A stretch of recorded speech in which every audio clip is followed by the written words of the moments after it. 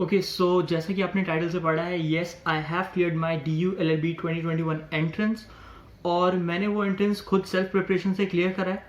तो जितने भी बच्चे ये सोच रहे हैं कि कैसे कर सकते हैं ये एंट्रेंस, कोचिंग ज़रूरत है नहीं है, तो आप ये वीडियो ज़रूर देखें। और कोचिंग लेने में भी कोई बुराई नहीं है और नहीं लेने में भी कोई बुराई नहीं है। आपको जो कंफर्टेबल लगता है वो करिए। अगर आपके पास टाइम है कि आप खुद प्रिपरेशन करके उतना टाइम स्पेंड कर सकते हैं तो डेफिनेटली आप खुद से प्रिपेयर कर सकते हैं एग्जाम, क्योंकि अगर मैंने निकाल लिया तो डेफिनेटली आप भी निकाल सकते हैं। क्वेश्चन जो उठता है सबसे ज़्यादा कि इज़ दिस एग्ज़ाम डिफ़िकल्ट, तो देखो इस क्वेश्चन का एग्ज़ाम किसी ऐसे बच्चे के लिए आंसर करना जो एग्ज़ाम को कंफर्टेबली क्लियर कर गया है, बहुत ईजी है। वो तो बोल देगा पेपर ईजी था, जिसका नहीं क्लियर वो बोलेगा बहुत हार्ड था।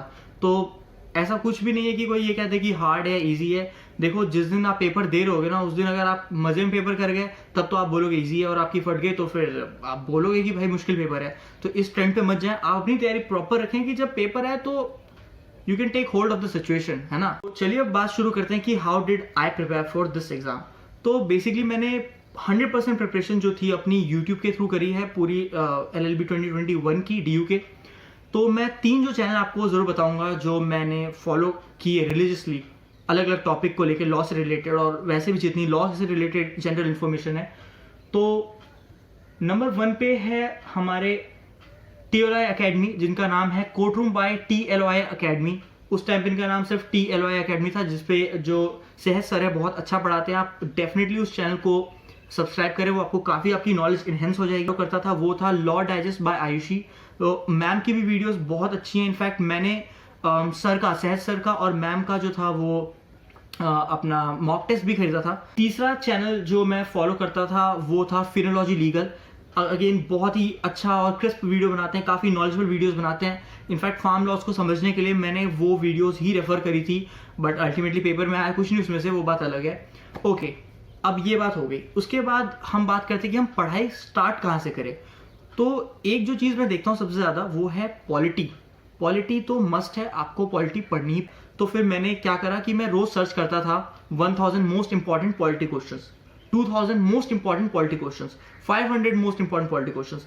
इस तरीके से मैं रोज क्वेश्चन सर्च करता था। एक एक दिन में 1000, 1200, 1500, 2000, 3000 क्वेश्चन करने की कोशिश करता था। ऐसे में क्या हुआ, जो क्वेश्चन मुझे आते थे वो देख के मेरा थोड़ा कॉन्फिडेंस बूस्ट हो जाता था, और जो नहीं आते थे वो देख के मेरे को सीख मिलती थी कि भाई ऐसे भी क्वेश्चन आ सकता है, और जिसके लिए मैं प्रिपेयर्ड नहीं था। पीछे मेरे देख सकते हैं यहाँ पे मैंने चिपका रखे हैं, इस तरह से नोट्स बनाता था। जो मेरे को क्वेश्चन लगा कि भाई ये तो आउट ऑफ द ब्लू आया, ये मैं सोच नहीं सकता था, उसका पॉइंट लिख देता था।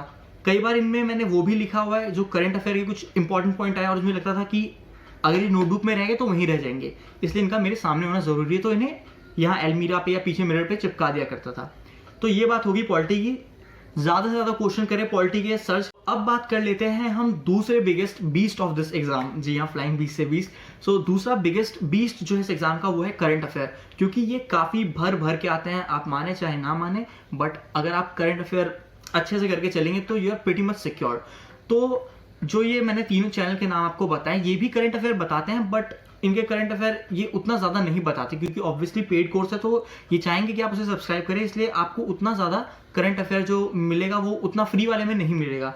तो 2 चैनल जो हैं जो मैं कहूँगा कि गेम चेंजर साबित हुए करंट अफेयर के मामले में, उनमें से एक चैनल का नाम है परचम क्लासेस।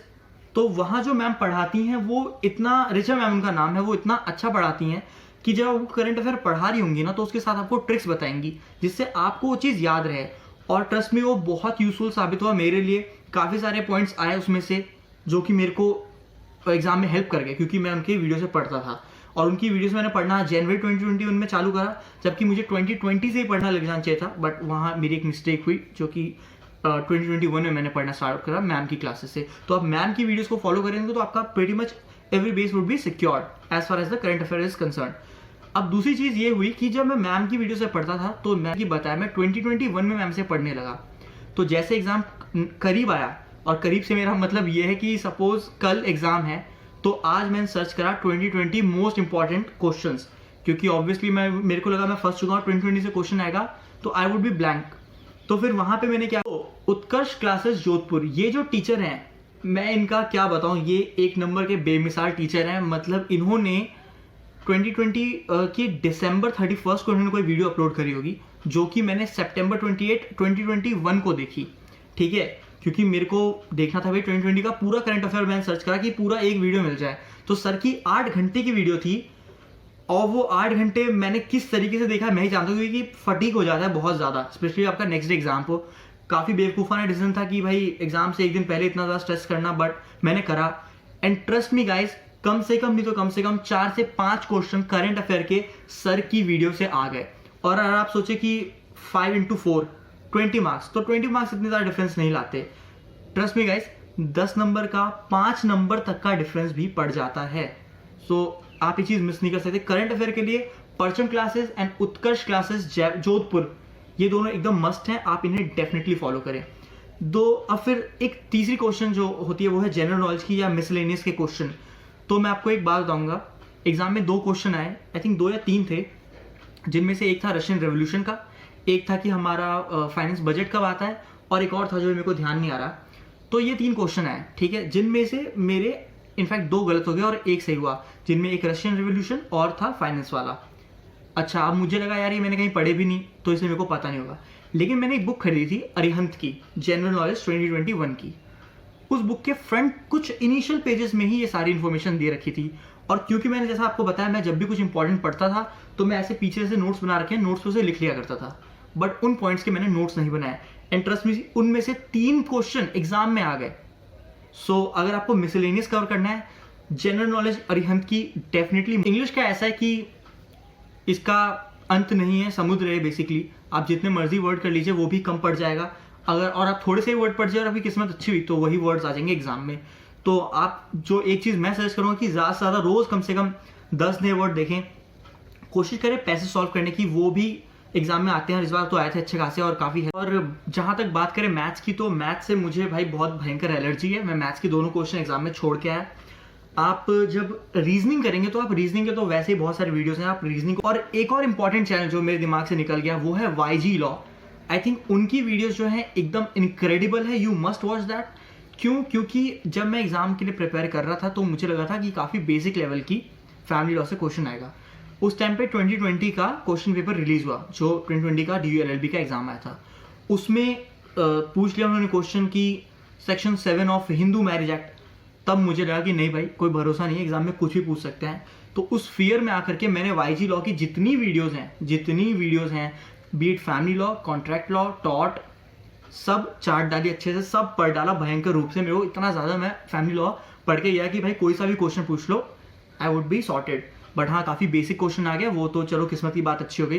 पर हाँ, अगर आपको अपने ये बेसिस कवर करने हैं कि कोई एकदम थॉरो और एकदम क्लीन तरीके से समझाए, मतलब आपको एकदम कॉन्क्रीट आइडिया मिल जाए, तो डेफिनेटली चेकआउट YG लॉ। बहुत इनक्रेडिबल तरीके से पढ़ाते हैं।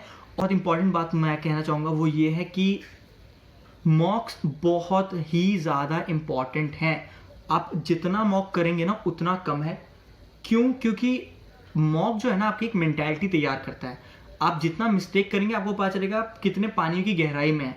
और एक दूसरी चीज़ जो मैं नोटिस करता हूँ यूट्यूब पे बहुत ज़्यादा मैं देखता हूँ कि बच्चे पूछते हैं कि ये जो बुक है हमारी, क्या ये सफिशिएंट है DU का एग्ज़ाम क्लियर करने के लिए। तो मैं एक सिंपल सी बात कहूँगा कि ये बुक आपको DU का एग्ज़ाम पास कराने के लिए नहीं बनी है, ये आपको बस प्रिपेयर करने के लिए बनी है। आपके क्वेश्चन बैंक बनता जाएगा। जब आप इतनी मोटी बुक करेंगे, इतने सारे क्वेश्चन करेंगे, तो आपकी एक फ्लुएंसी आ जाएगी क्वेश्चन सॉल्व करने में, क्वेश्चन करने में, सोचने में, थॉट प्रोसेस चेंज होगा। ये बुक इसलिए, इस पर सोलली रिलाई करना कि ये पढ़ के मैं एग्जाम क्लियर कर लूँगा, that is not gonna happen. और इस बुक के साथ आप बहुत सारे मॉक सॉल्व कीजिए, फ्री में मिले, फ्री करिए। मैंने कहा था कि मैं मॉक की बात करूँगा। मैंने 2 टीचर से मॉक खरीदे। एक हमारे हैं courtroom by TLY sir, Saeed sir, और दूसरी है लॉ डाइजेस्ट बाय आयुषी। तो मैम का सिर्फ एक ही मॉक लिया था मैंने, और सर का मैंने पूरा बंडल खरीदा था। सर का कह सकते हैं कि थोड़ा स्लाइटली एक्सपेंसिव साइड पे था, अराउंड 3K समथिंग का था। बट ट्रस्ट मी, वो जो सर का कह सकते हैं कि मॉक था, वो बहुत ही क्रूशल साबित हुआ। क्योंकि मैं आपको एक ट्रिक बताने वाला था, तो ट्रिक यही है। जब मैंने आई थिंक सर के 24 मॉक्स थे, और मैंने 24 मॉक्स में जब मैंने एवरेज निकाला मिस्टेक करने का, तो एवरेज वो समवेयर 21 का एवरेज निकला। कि मैंने जितने भी मॉक दिए थे उसमें मैं 21 तो गलत करता ही करता था।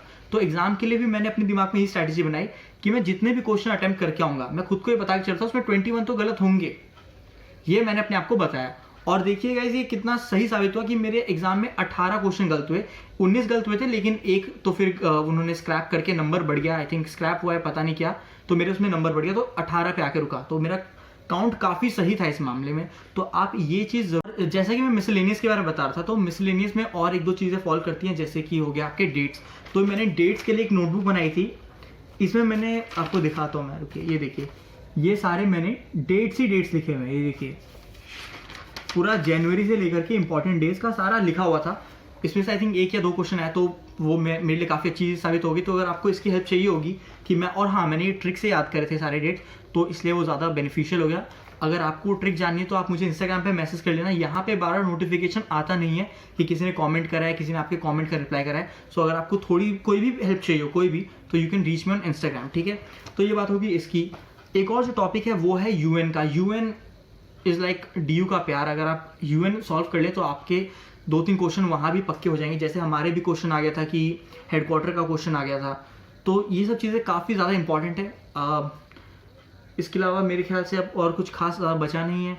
मैंने आपको बता दिया, इंग्लिश में आप जितने ज़्यादा वर्ड करेंगे उतना कम होगा। हर कोई कहता है ग्रामेटिकल मिस्टेक आ सकती है, लेकिन पिछली 2-3 बार से आ नहीं रही है। लेकिन पिछली बार मैथ्स भी नहीं आई थी, लेकिन इस बार आ गई, तो इस बारे में कुछ कह नहीं सकते। और एक और की पॉइंट इस एग्ज़ाम से रिलेटेड, जब एग्ज़ाम दे रहे होंगे ना, तो उस पॉइंट पे आपका प्रेजेंस ऑफ माइंड बहुत ही ज़्यादा इंपॉर्टेंट है, बहुत ही ज़्यादा।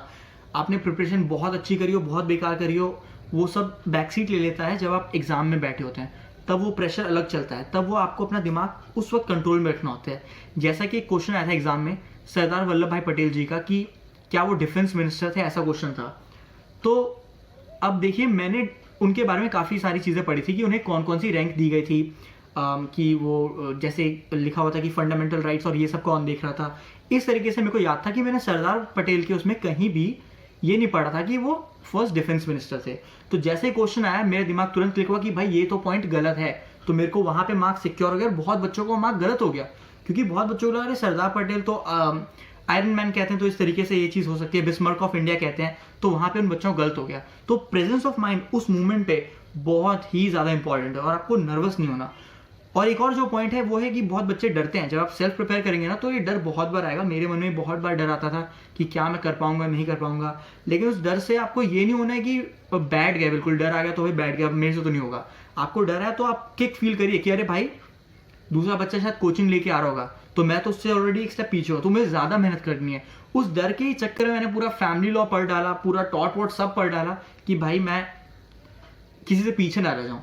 तो आपको डर को ही अपनी ढाल बनानी है और आगे बढ़ते जाना है, नर्वस नहीं होना, चल रहना है। अगर एग्जाम फ्लैक्स रही है, पढ़ाई में लगी और टाइम स्पेंड करिए सही जगह पे, क्वालिटी चीज़ें पढ़िए, तो आपको ज़्यादा हेल्पफुल होगा। जैसे कि मैंने यहाँ पे नोट्स बना रखे हैं, आप भी ऐसा नोट्स बना सकते हैं। जब भी आपको लगे कोई चीज़ इंपॉर्टेंट है, उसको लिखिए। कोई भी क्वेश्चन आपको मिल जाए कि अरे भाई ये क्या क्वेश्चन था, तो उससे रिलेटेड 2-3 चीज़ें और सर्च करिए, अपनी साइट से सर्च करिए। जैसे कि अब देखिए 2020 के डीयू के एग्जाम में क्वेश्चन आया था कि यूएन की ट्राइपार्टाइट ऑर्गेनाइजेशन क्या है। ये क्वेश्चन का आंसर मेरे को जिंदगी में नहीं पता हो सकता था, लेकिन जब मैंने वो क्वेश्चन देखा तो मेरा दिमाग थोड़ा और घूमा कि भाई डीयू में जो यूएन के क्वेश्चन है वो इतने प्लेन एंड बोरिंग नहीं आ सकते। तो मैंने क्या करा, सबसे पहली चीज़ मैंने सर्च करी कि ये जो स्पेशल ऑर्गेनाइजेशन होती है, इनमें पहली स्पेशल ऑर्गेनाइजेशन कौन थी। तो उससे मुझे एक आईएलओ का पता चला। अच्छा, उसमें था इन स्पेशल ऑर्गेनाइजेशन को मैनेज कौन करता है, तो मुझे पता चला इकोसॉक मैनेज करता है। तो इस तरीके से आपको भी अपना थोड़ा दिमाग आउट ऑफ द बॉक्स जाके, थोड़ा एक एंगल थोड़ा डीप, एक एंगल थोड़ा टेढ़ा जाके सोचना पड़ेगा कि क्वेश्चन इस तरीके से भी आ सकता है। As long as you keep all these points in your mind, you are sorted. Tension नहीं लेने का, बस पढ़ने का और क्वालिटी चीज़ें पढ़िए, खुद को रोज प्रैक्टिस करिए। और मॉक बहुत ज़्यादा इंपॉर्टेंट है।